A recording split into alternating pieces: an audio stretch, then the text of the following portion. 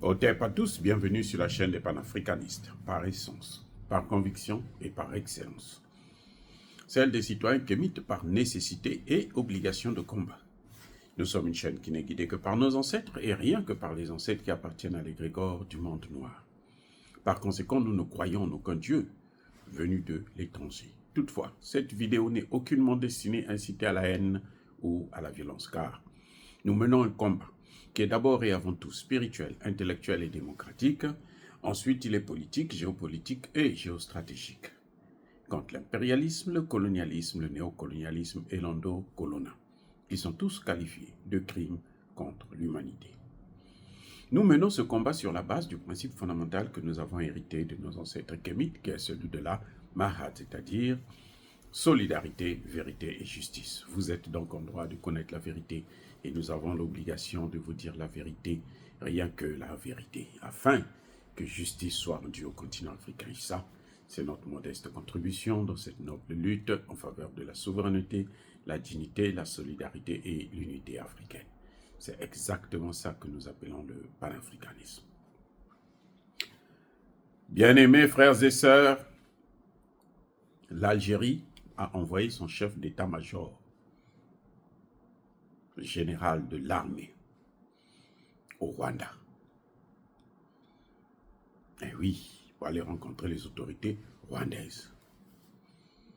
Vous savez, quand Dieu veut vous détruire, vous finir, parce que vous avez commis beaucoup d'erreurs, beaucoup de gaffes, il vous rend fou. C'est ce qu'il est en train de faire avec Emmanuel Macron et c'est ce qu'il est en train de faire avec l'Algérie. L'Algérie s'enfonce. Le Rwanda est un pays infréquentable pour des pays qui sont raisonnables. Tout pays qui se respecte, qui respecte les droits de l'homme et qui veut avoir de bonnes relations avec l'Afrique ne devrait pas fréquenter un pays comme le Rwanda. C'est pour ça que nous avons condamné le fait que le Burkina Faso ait envoyé ses officiers militaires au Rwanda, y compris le Mali d'ailleurs. Nous avons critiqué ça sévèrement parce que nous pensons que le Burkina Faso ne devrait plus tomber dans une telle bassesse.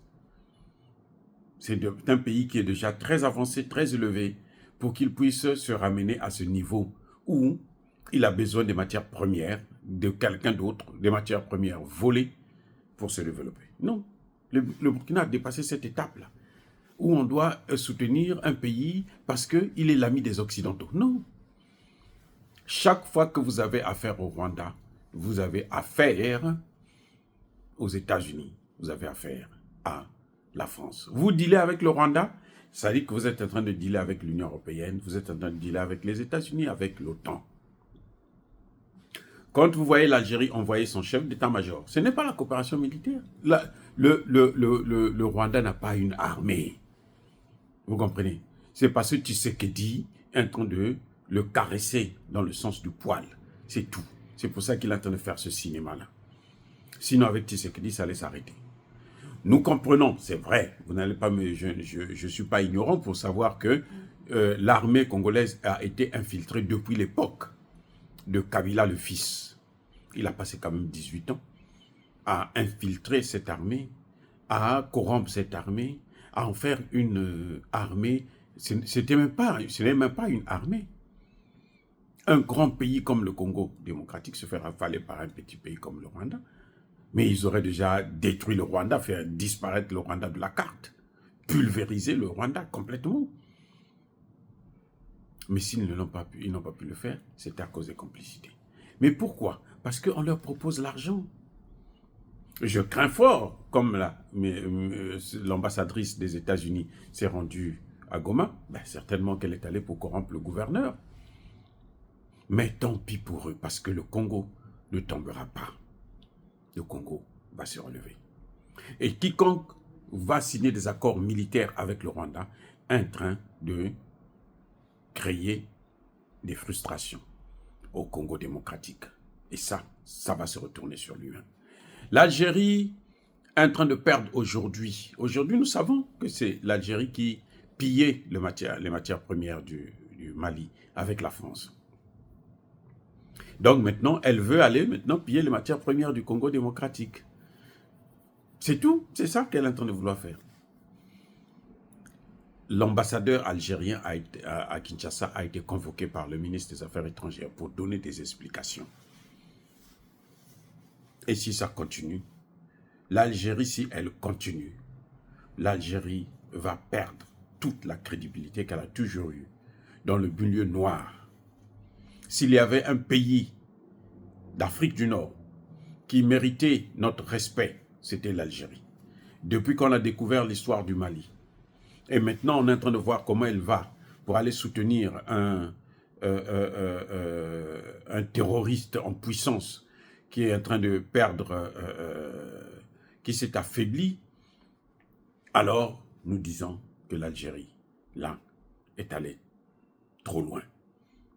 Et que la rupture va être totale. Et il faut que l'Algérie se ressaisisse si elle veut encore exister comme étant une puissance, un pays que les pays d'Afrique noire, en tout cas les populations, vont respecter. Parce que les autres, les dirigeants, il suffit de leur donner de l'argent, eux, c'est des vendus. Les dirigeants africains, là, pour la plupart, vous leur donnez de l'argent, ils donnent même leur corps. Mais les populations, vous n'allez jamais pouvoir les corrompre. Donc l'Algérie aujourd'hui est en train de montrer son vrai visage à travers les relations militaires qu'elle a avec un pays terroriste, génocidaire comme le Rwanda. C'est grave, et c'est gravissime. Et c'est dommage, c'est malheureux pour un pays que nous avons beaucoup respecté, comme l'Algérie. Maintenant, nous pensons que c'est zéro, c'est rien du tout.